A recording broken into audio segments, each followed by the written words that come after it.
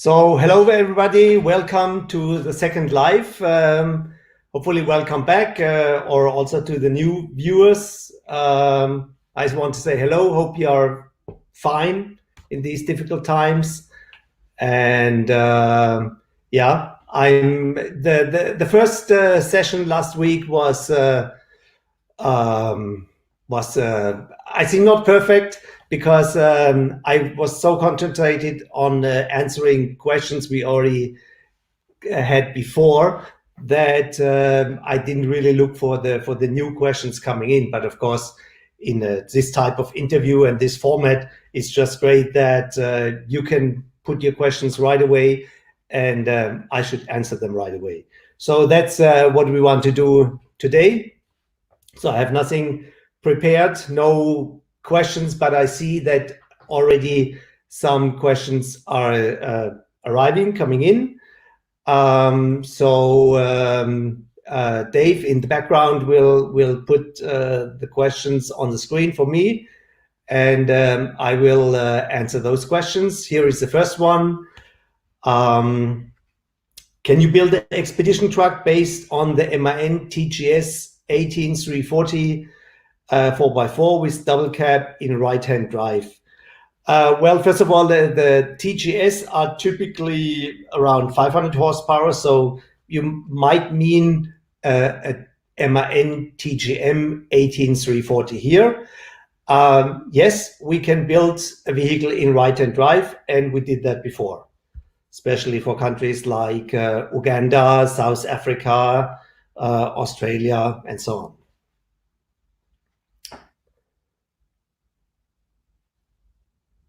So I think there is quite a little bit of a delay. So if there isn't okay. Thomas, do you know how many UNICAT owners are living full-time in their rigs right now? Actually, I don't know.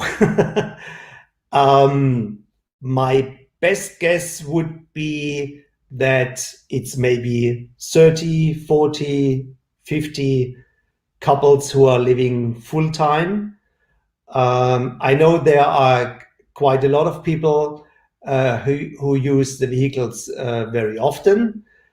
Still, I think half of the owners only can afford to use their vehicles one or two times per year.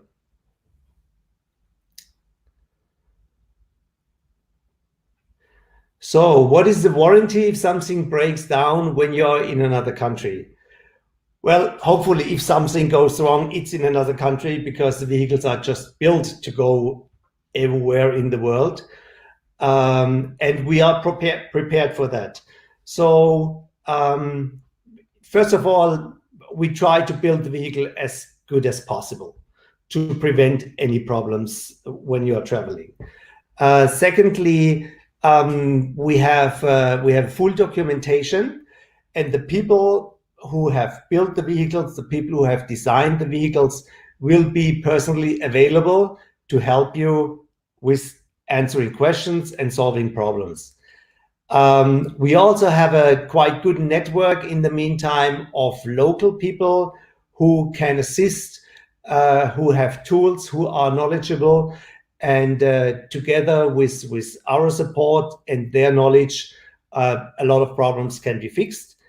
But last but not least, if there is a problem that can't be fixed locally, we will just fly in a mechanic to help you with the problem. And we do that not only for problems on the body, which are quite rare. We also do that for problems on the chassis, because there isn't always a workshop around the corner to help you with a problem on a chassis. Well, what is the basic price of a UNICAT? Well, I would say it's roughly €500,000 where it's starting, and for a 6x6, it's typically around €1 million. It can even go up to €2 or €3 million, but that's quite rare. So the next question is, do you import in USA? Well, we export our vehicles to any country around the globe. We can build the body and everything what we do to the local specifications, but we are not building chassis. So we have to use a chassis which is legal in the country where the vehicle shall be licensed. That's in most countries, the European trucks or German trucks like MAN and Mercedes have a representative. They are there. They are legal, street legal in those countries, except for the United States and Canada. The rules are not. The rules are just different. So in the US, you have to meet DOT standards. In Europe, you have to meet European standards. Unfortunately, different people make the different rules. So to get it tested, it costs a fortune. That means that for the United States, we either have to use a chassis that is US legal, means it's typically built in the United States, or we can use an older chassis, and the limit to import a vehicle without having any DOT problems is 25 years. So a truck would need to be 25 years old to get it into the United States legally. I would say that those trucks aren't too bad, and we can rebuild them so that they are like new. For example, Mercedes has built great trucks at that time. They used V8 engines, and they are in service today, and you get parts. So such a chassis is a good base for an expedition vehicle. Dear Thomas, do you know which countries in Europe are more tax-friendly with regards to expedition vehicles? Well, there are no differences between normal cars and expedition vehicles. What you have to pay in the country where you want to register the vehicle is the VAT, value added tax. In Germany, it's 19%. In France, it's 21%. Switzerland is relatively cheap. I think they are at 8.5%. But normally, you need to have residency in that country to be able to register a vehicle. So tax saving is not what we focus on. I think you just have to live with the fact that you have to pay some taxes if you want to own an expedition vehicle.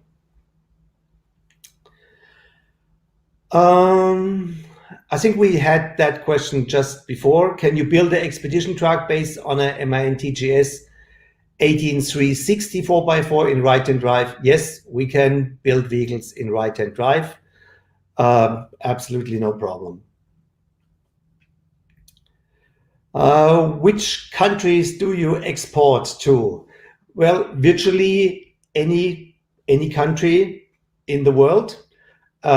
We export quite a few vehicles to Mongolia. The locals are very happy with the performance of the UNICAT there. China, Middle East, Australia, any country in Africa, South America. Well, we export to every country. And if it's a new country, we just look into the requirements, into the laws, into the local laws, and adapt the technology to what is required, and then we go for it. Jito is asking, can you build an expedition truck on Isuzu FTS? Yes, we can. We haven't done it before, but we can do it. if this is a truck which can be locally serviced and is locally available, then it's probably a good starting point. So Badiolino is asking, hi Thomas, have you ever built upon electric hydrogen powered trucks? No, we haven't. There are electric drive systems for trucks available since a long time. Wheel motors, which would give us a lot of freedom in designing the rest of the truck. No drivetrain, no transfer case, all that stuff that it gives you a lot of restrictions would not be necessary anymore. But the battery pack would still be the problem, especially when you go off-roading, when you go to far away from infrastructure. It will be difficult to recharge the trucks. And that's at this point the problem. I'm very hopeful that we will build electric drive truck in the future, but that's still, I think, a couple of years back, a couple of years in front of us. So Jennifer is asking, hello, my husband Jack would like to know, how do you control moisture and bacteria buildup in your expedition vehicles, especially if these trucks can travel from extremely cold and hot regions? Well, where you have human beings, you have humidity, and where you have a body which you can completely enclose, it's difficult to control the humidity. And if you can't control the humidity, if you get moisture, you get moisture, and with moisture you get bacteria. Okay, so one comes from the other. So you need to vent the body. You can vent the body by leaving the windows slightly open, or we can do it by installing a good ventilation system. And we just have come up with a new system. It's not totally new in the industry, but we tested it now and it works fine. It's a so-called push-pull system. So it's two fans, and one is blowing the air out of the body while the other one is bringing air in, and both have heat exchangers. So when the air is moving one way and the other way, you recover about 90% of the heat or the cold, the so-called cold. So you don't have a real big impact on your heating system or on your air conditioning system, and you can still control the humidity in the body. So E.T. Julien is asking, Thomas, is the 8x8 chassis available for a custom build? Simple answer is yes. The rear axle steering on the 8x8 is something which you can't order from the factory, but we are working with a company who is modifying a lot of trucks in this way, and there's one company who does it for Mercedes, another one for MAN, and we also did install rear axle steerings ourselves. So yes, 8x8 chassis, 8x8x8 chassis is available. So Transfer is asking, hi Thomas, how to supply diesel in 5 or 6 euro engines when there is no S10, and in the absence of ALA 32, how does it work? Okay, so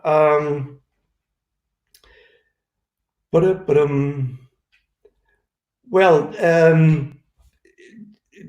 I'm not familiar with the terms you are using. S10 and ALA 32, but you're probably talking about what we call AdBlue. Well, the Euro 5 and Euro 6 engines, let's say all the engines which use AdBlue inject that AdBlue in the exhaust system, means after the engine. So the engine would perfectly fine run without AdBlue. It's just that in that case, it doesn't meet the emission standard. So now, for example, emergency response vehicles have a software that allows them to run without AdBlue. So that's if you can get this software, you're just fine. Some engines, when they run out of AdBlue, they change their injection settings and still meet Euro 5 emission standard, just at a higher fuel consumption. I mean, the one of the problems is that the truck engines are all designed to use as little fuel as possible, and they do that with injecting AdBlue. So you can reach a Euro 5 emission standard even without AdBlue if you accept a little higher consumption. If you have a Euro 6 engine, and even most of the Euro 5 have HER, exhaust gas recirculation, means a part of the burned exhaust is put back into the engine. That's very bad if it's high sulfur fuel, because that exhaust is very aggressive, and that ruins the metal parts in the engine, and the lifespan of the engine is almost zero. So if you should have an engine without exhaust gas recirculation if you don't have low sulfur diesel available. HER can be blocked. Engine settings can be modified, so there is a solution to that as well. Okay, Brandon is asking, what about the forklift batteries? There are some that are 3,000 pounds, so maybe they have enough power. Unfortunately not, they don't have enough power. Even if a forklift is running for many hours with one charge of batteries, it's slow and it's relatively light, so not to compare with the power demand of a truck. So let's say a passenger car has an electric power of about, let's say, in average 100 kilowatt. That's what you need to drive it properly. In a truck, you would probably need 200 to 300 kilowatt. If you want to run it for, let's say, 5 hours, you would need 1,500 kilowatt hours of electric power. That's 15 times more than a Tesla has these days, and it's still only 400, 500 kilometers. And then the question is, okay, how to recharge it? The recharging is a problem. In the wilderness, you won't find a plug that at all, and especially you won't find one that supplies 30 or 50 kilowatt of electric power for recharging. So how do I place an order? Well, I have an order book here with me. Now, need to know the process of acquiring expedition vehicle. Well, you should contact us at info@unicat.com, and we will respond to you. And we want to find out, or you have to tell us, and we have to find out what is the right vehicle for you. Then we send you drawings, we send you an offer, and then once we agree about everything, we sign a sales contract, and then you follow the process of manufacturing, and then you will get the vehicle delivered. So if I bought a used UNICAT, could you configure it to right-hand drive from left-hand drive? Well, I think it doesn't really make sense, because it's a relatively costly thing to move the steering wheel from the left side to the right side. On most trucks, it's possible, but for example, if you order a new truck, it's the same price whether the steering wheel is here or here.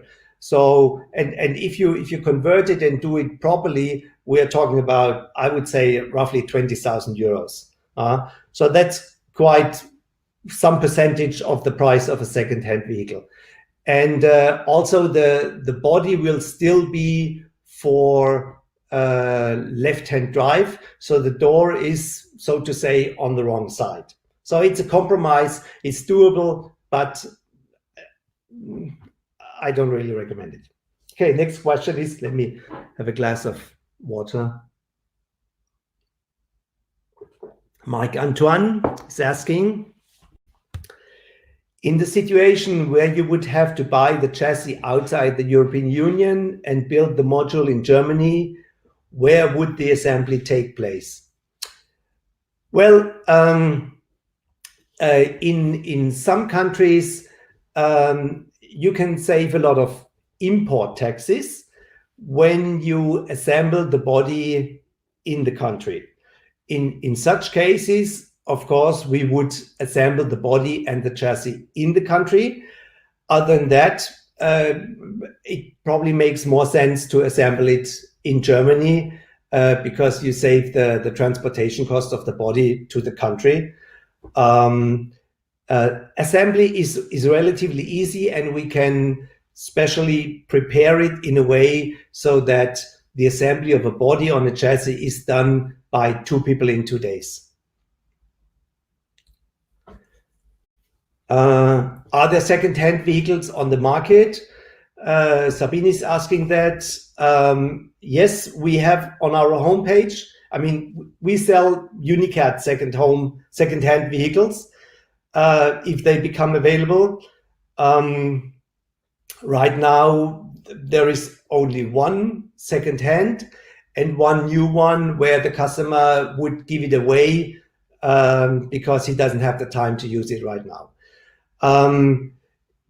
There are second-hand vehicles, yes, home-built vehicles of other manufacturers, but the best is to either check our homepage for the second-hand UNICATs, or to check mobile.de or Autoscout24 platforms like this, where they offer other cars. There also motorhomes and expedition vehicles are offered.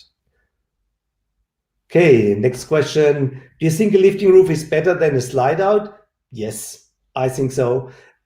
We have built slide outs, and to have a reliable slide out in an expedition vehicle needs a lot of technical resources and a really strong rail system, and that means that you need extra height, and you will add quite a lot of weight. If you do a lifting roof, it's much simpler, so to say, and it gives you much more space, and that's why I think the lifting roof is the better option. So Jean Leblanc is asking, do you have any representatives in Canada? No, we don't.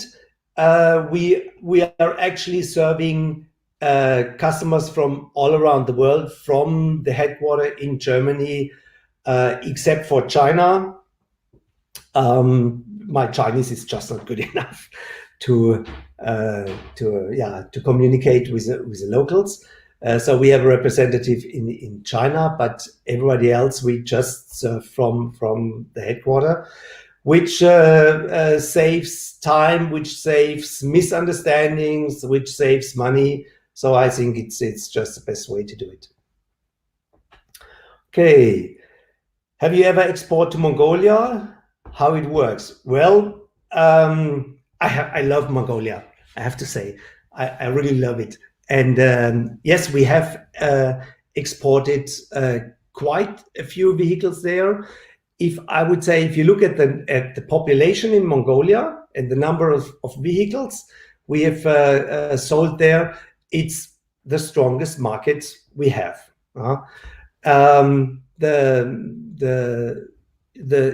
It's very easy. I mean, you order the vehicle from us in Germany, we build it.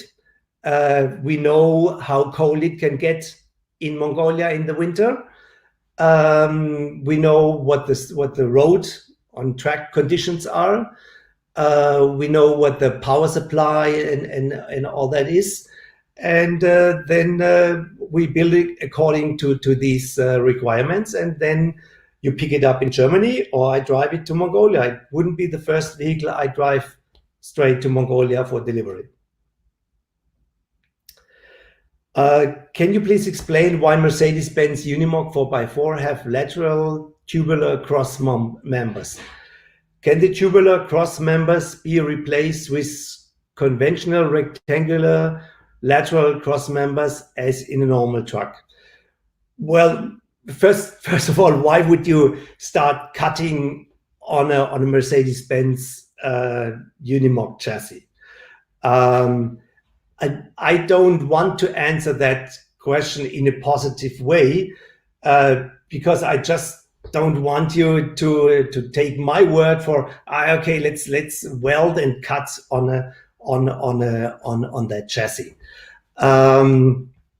But principally, a straight cross member would do it. The main reason for the lateral tubular cross members, from my point of view, is that they needed space for the tube that goes from the axle to the gearbox.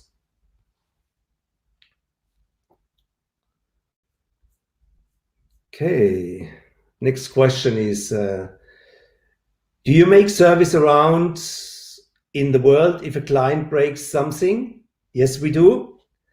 Yes, I mean that's part of the game. You can't just sell a truck and then say goodbye and good luck. If you're a serious person, you have to accept that if you have technical stuff, something can break. That's a so basic rule. If somebody tells you no, that nothing can break, then he's just lying. So, but I mean that's part of life, part of the game, and you have to have a solution for that. And the solution is that as we can't have a workshop every 200 kilometers on this planet, we just send a mechanic where the problem is. And that might be Uzbekistan, that might be Canberra, that might be somewhere in Africa or somewhere in South America. Years back, I went to Peru because a customer went in Peru to many tunnels, and in one of the tunnels he touched the walls and had a problem on the body with a lifting roof actually, and we fixed it in a campground in Cusco in Peru. So that's what we do. Do you have a Shoro? I don't know what a Shoro is. Sorry, you have to explain that question to me. Hello, how long does it take you to build one order? Well, the building time of a vehicle is typically 12 to 18 months, depending on the size and how many options and what you choose. But the delivery time currently is 24 to 30 months because we are so backlogged with orders that, that's the time it takes. Okay. So Sabine is giving me a lesson in using short terms. Do you have a showroom? Can I visit it? And what vehicles exhibit? What vehicles you exhibit there? Well, no, we don't have a showroom because all the vehicles we build are built to customs order. So we don't have like a couple of different models which we show, and then you select one of it. That would be really a fortune of money that's just sitting around there. And actually, with the delivery times we have, the vehicles would probably be sold very quickly. So no, we don't have a showroom. We have a factory. You're welcome to visit us at the factory, make an appointment. We show you the trucks we are building there at the time. Very often we also have some older vehicles for service there, which is also very interesting to see, because you see how a UNICAT looks after 10 years, 15 years when it comes back from a large trip. So that also gives some information about the quality of the product. So the next question from Jean Leblanc. Will you make more videos on your vehicles or follow people who use UNICATs on travel? Yes, we will do. I think on most of the newer and more interesting vehicles we have built, we have made a video. We also built some quite interesting vehicles where the customers just don't want to see them published, which is understandable and has to be accepted. But we will do more videos, yes. Following people who use UNICATs is a good idea. Yeah, we have to look into that. So what is your experience with shipping vehicles by sea in terms of cost and time? Do you have arrangement with freight companies? We have quite some experience in shipping vehicles by sea, but we don't have an arrangement with a freight company, because we try to deal with the shipping companies directly. I mean, with the guys who run the ship, because they can give you the better rates. And the one company is serving South America, the other one is serving South Africa, the next one has more connections to Asia and to Australia. So we just look into the available ships and look at the rates and book a shipping place, and bring the truck to the port, prepare it for the trip, take all the stuff away that could be stolen, take pictures and all that stuff, so that we can be sure it arrives in good shape. And some people even ask us to organize the whole trip.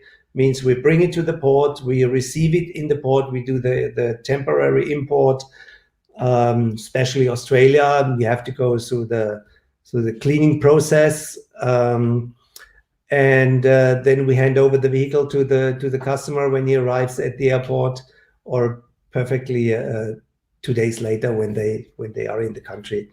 So we do shipping, and we offer that service. So Shafir is asking, hello, what is your average price of 6x6 MAN for 5 people? As said earlier, starting price for 6x6 vehicles is around, I would say, 850,000 euros, but most end up around 1 million, plus VAT, which is something you have to pay locally. And for 5 people, it should be a crew cab. Luckily now MAN is also making the crew cab, the four-door crew cab for the 6x6 TGS. So, but that's not changing the price a lot. So roughly 850 to 1 million. Have you ever sold vehicles to Kenya? Let me think. Not directly. No. So James is asking, okay, can you import a UNICAT on a MAN, Mercedes or Volvo 8x8 frame into North America? Well, not a new one, because the new ones meet European standard. They are CCC approved for China, but they are not DOT approved for the United States. So and the testing process is extremely expensive. So what can be done is to use a 25-year-old chassis, and as I said, there are very old chassis which are in very good shape. We can rebuild them. They have to be original, yeah? But actually, I personally like the old chassis because they are very simple. They are straightforward V8 engines, automatic or manual transmission. The axles are pretty much the same today as they were at that time. Yeah, why not using an old chassis? My truck is 15 years old, and I wouldn't have a problem. And in 10 years, it will be 25 years old. So I don't see a disadvantage there at all. But of course, if you have the option to buy a new one, you buy a new one. Okay. So what is the best frame to send you for a North American registered vehicle? That's a question I can't answer in one or two sentences. There are very few all-wheel drive truck chassis built in the United States overall. So International is doing some. Oshkosh is available. The military trucks might be an option. What I don't like too much is a all-wheel drive that was retrofit, because I've seen crazy stuff done there, and the reliability if you really use it hard in off-road, I don't really see that. So it depends on how big the vehicle should be, what driver's cab you want for how many people, and so on and so forth. And then we can narrow down that question. So be so kind and contact us by email, info@unicat.com, and we can speak about that. Okay, Mr. Mystery is asking, what do you guys recommend for an off-road truck, MAN or Mercedes? Because Mercedes is all over the world, while MAN is not that much popular as Mercedes. Well, it's true. There are more countries where you have Mercedes representatives, Mercedes workshops, but MAN is also in a lot of countries. If you strictly go for that argument, you need to buy a Mercedes, and there is nothing to say against buying a Mercedes. The MANs are so popular in Europe because MAN always was open to receive orders from people who wanted to use it as an expedition vehicle, and so they made up their way at the top of the market, but technically they are a little bit different. Gearboxes work a little bit different, but principally they are both very good quality. But also Scania and Volvo are amazing trucks. So just to make that clear. So Sabine is asking, it seems you offer a lot of options. Is there an option list available? No, it would be too long. Once there is some agreement about the size of the vehicle and we know what is important for you, we would direct you and give you a list of options, or would present options to you. But there are so many options, and not all options can be put in every vehicle, you know. So it would be a long list, and there would be another long list for explanations what you could combine with what, and that's something we should discuss then personally.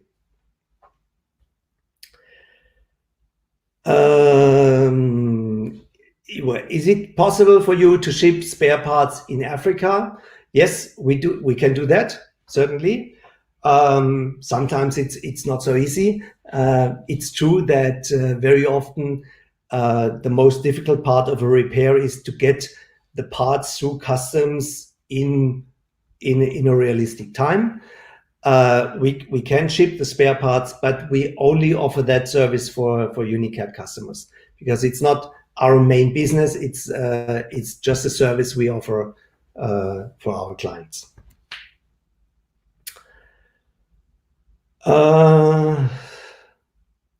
Brandon is saying, I wish Tatra sold more worldwide.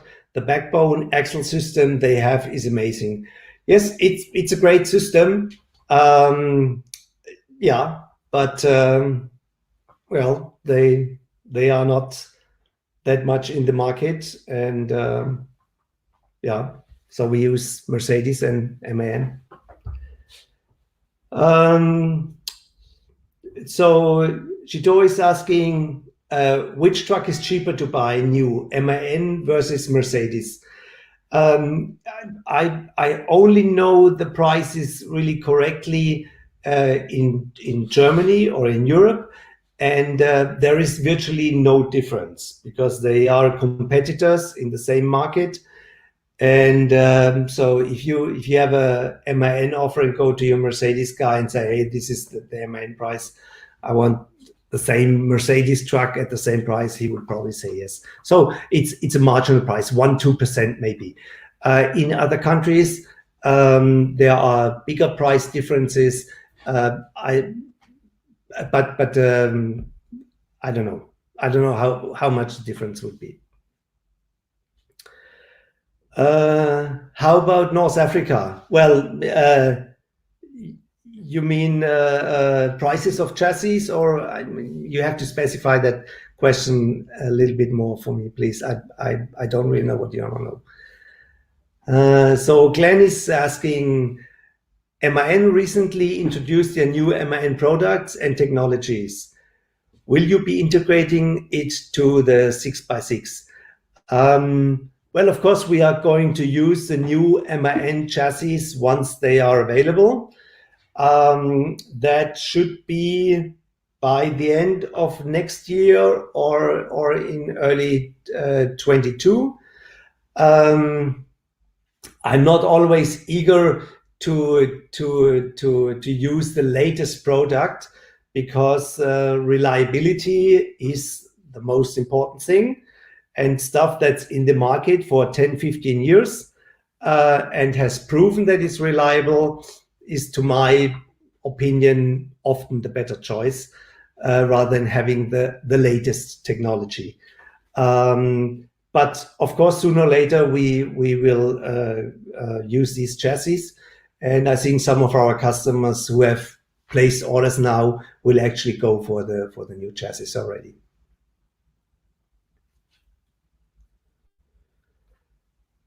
John Lewis is asking or saying, another great video, Thomas. It gives us an insight into the culture and ethos of UNICAT. So looking forward to more. Thank you very much. Thank you. It's a pleasure, actually, to speak to you.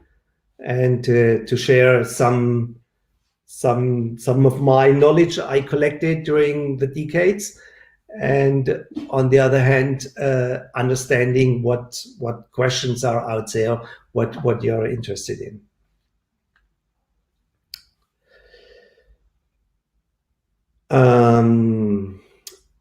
So question is, if I want to ship a truck from USA to South Africa, can you do it? Yes, I'm not sure that there is a ship going straight from the United States to South Africa. But if not, we go over the Atlantic into Europe, into Antwerp or Bremerhaven or Hamburg, and then take a ship to down the west coast of Africa into South Africa. Sorry, did you say South Africa? Yes, you did. Okay, yeah, and there are many ports like Port Elizabeth, Cape Town. East London is a very small, tiny port. There is a Mercedes production, so the Ro-Ro ships stop there. Yeah, nice places there. You want me to ship your truck? I do it. Okay, next question. I saw on your page a truck with a trailer. What is it for? So that's WT68 is a 2-axle trailer which has a living quarter for 4 to 5 people and a workshop. And it's used by a rally team to service their cars and vehicles during the night stop. Yeah, so that's the purpose of that trailer. So Mike Antoine, do expedition vehicles have to follow the same rules as commercial ones on the road? No, they don't. So you can drive on Saturdays, on Sundays, so there are no limitations. You can drive as long as you want because you are not a commercial truck. Well, of course, I recommend not to sit for 16 hours behind the steering wheel.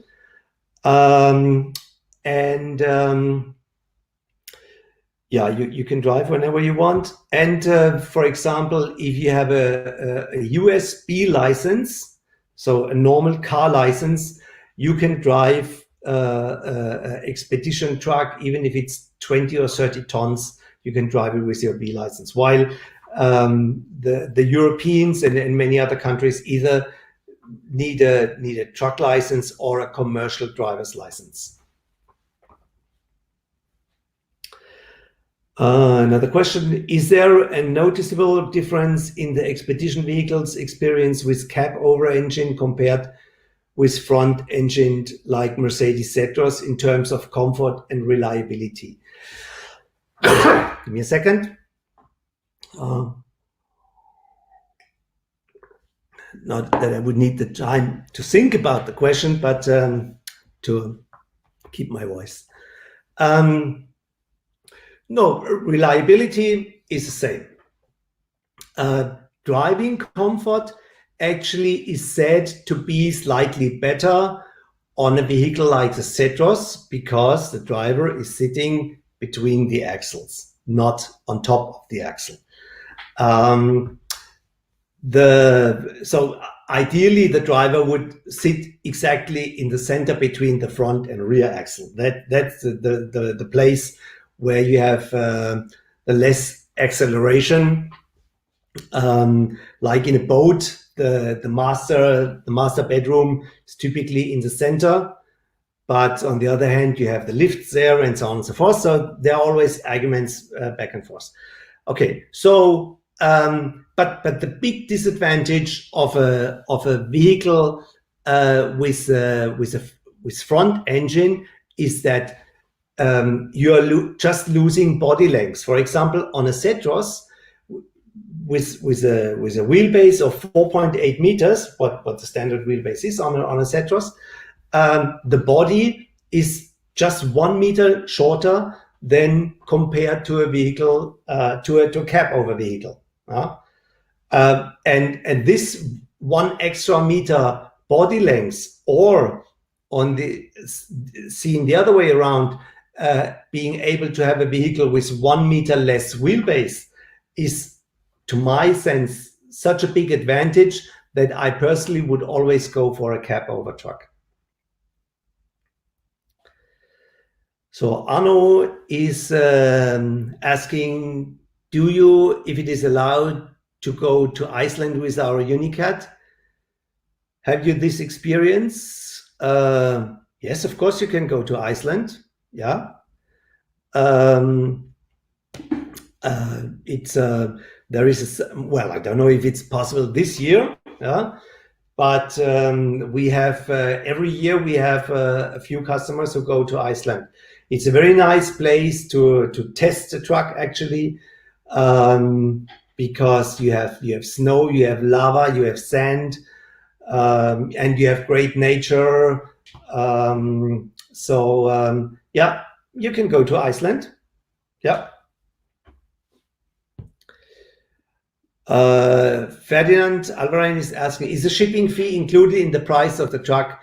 No, it is not. I mean, we can argue about that, but if the truck is 1 million and the shipping cost is 10,000 euros, okay, we'll find a solution. Jean Leblanc is asking, what type of security systems do you have, such as locking systems for the body and the living compartment? What type of camera systems do you have? Well, the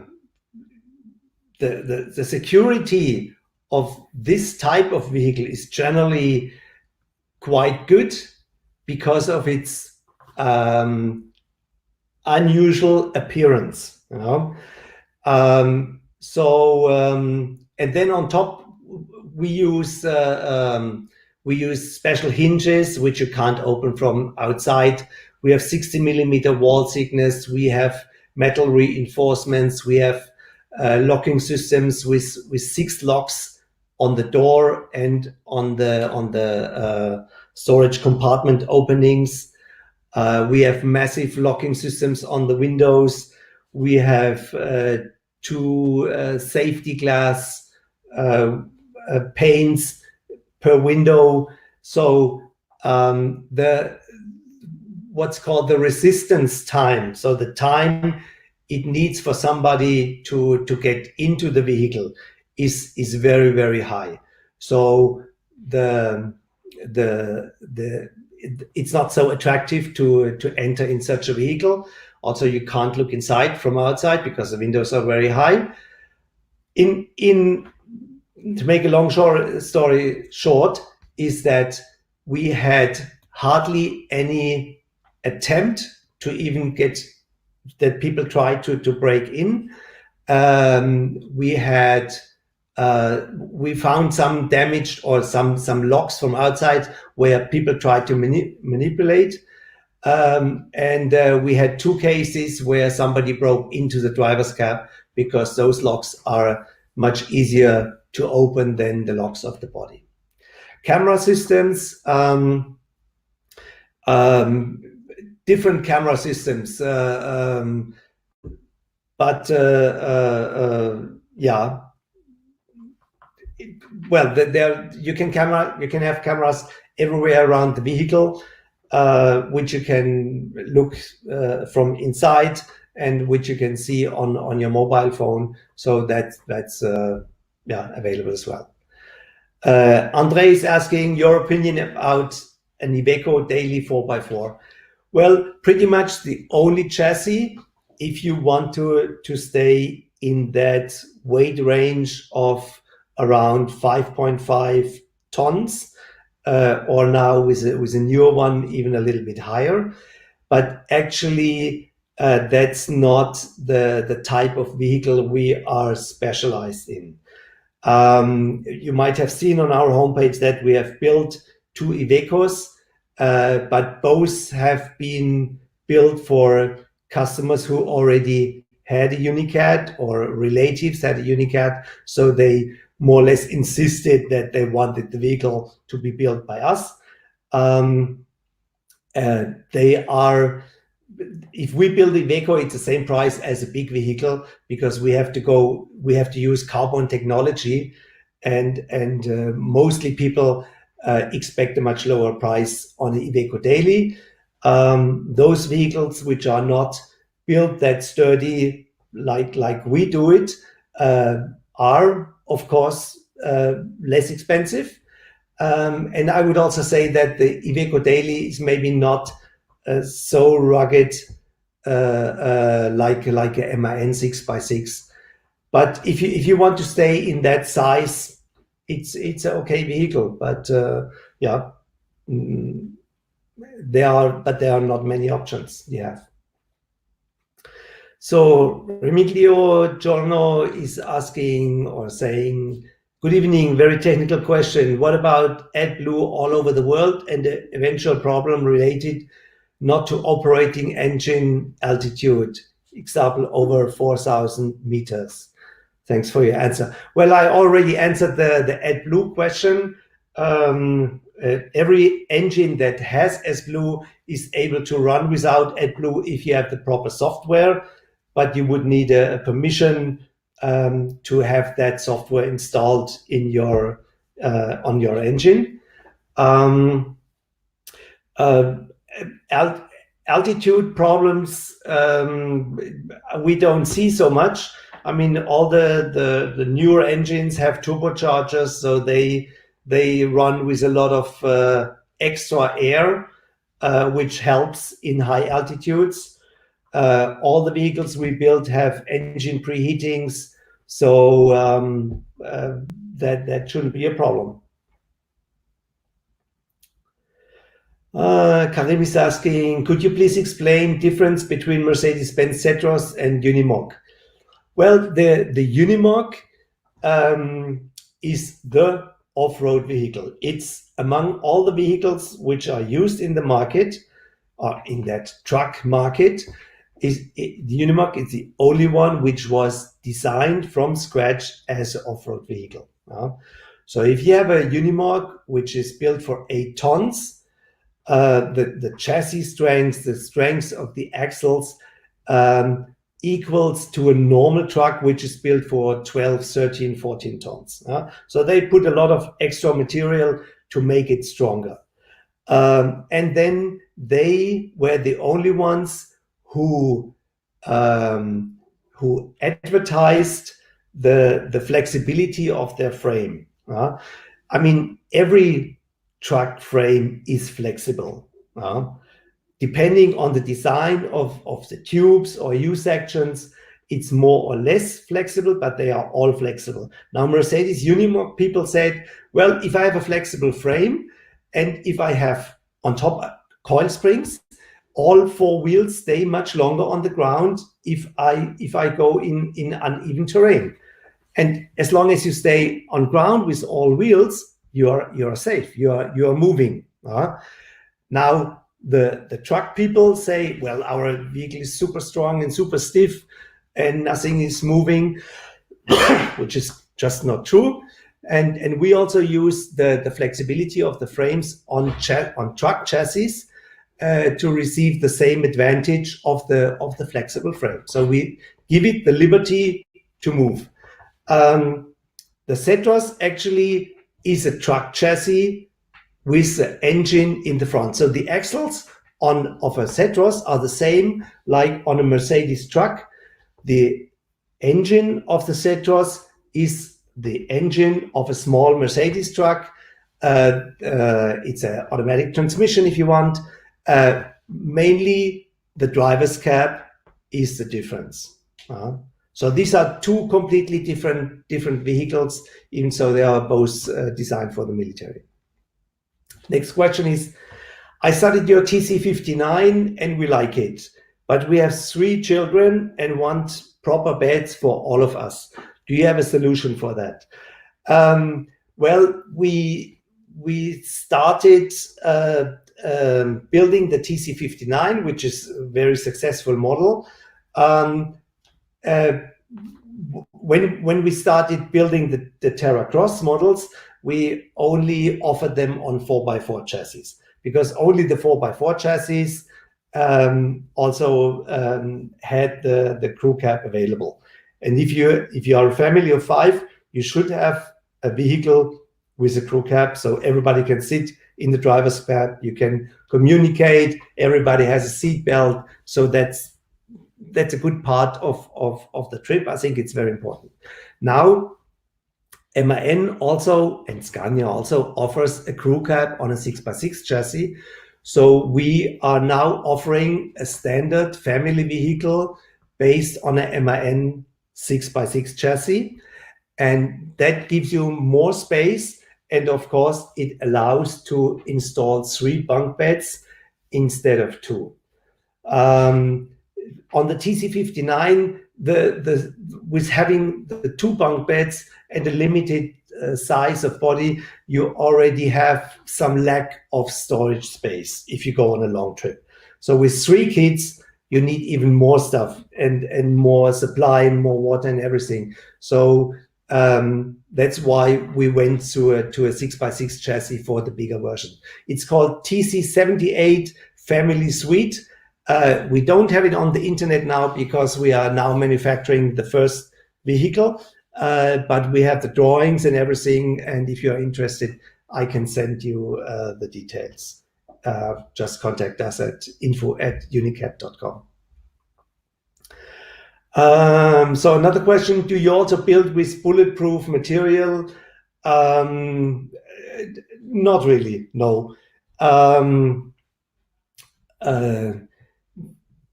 We could use Dyneema materials and all that, but to really have it bulletproof, it's really difficult. So every door seam, window and so on would also need to be bulletproof to receive the certificate for being bulletproof, and that's a lot of extra work which could be done.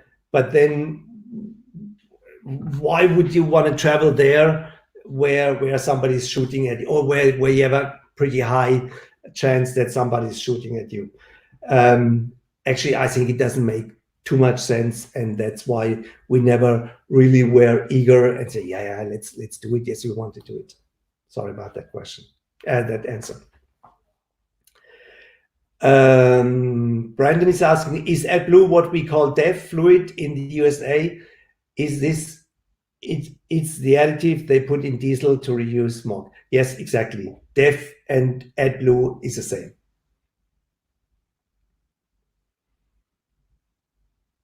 So Christine is asking, if people want to follow owners who are traveling, they could go to the Facebook group perhaps.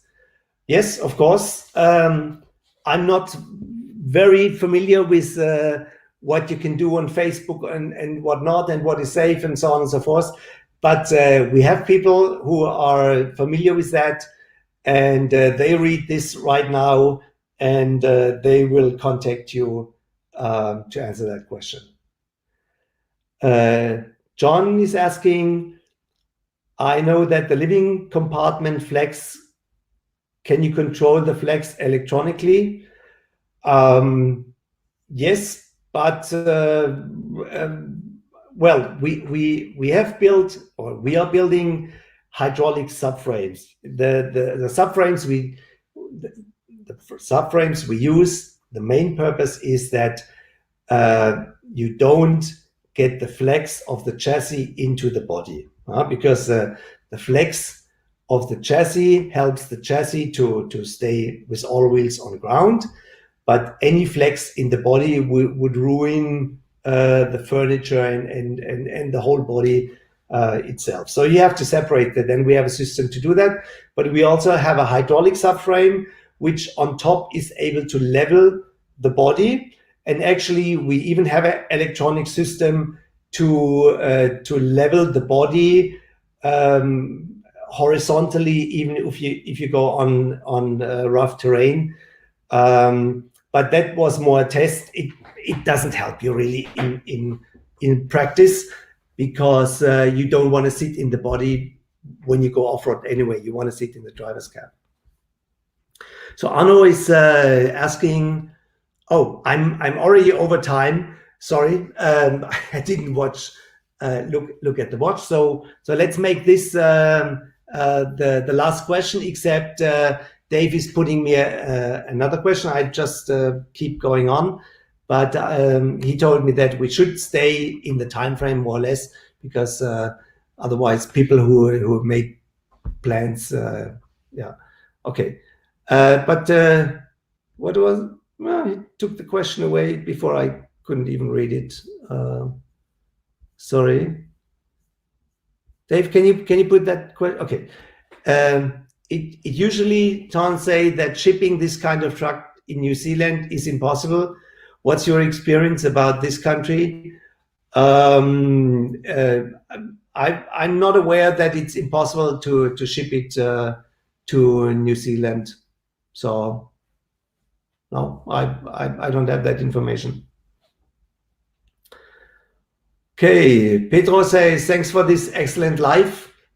Thank you, everybody who was listening. It was a pleasure for me.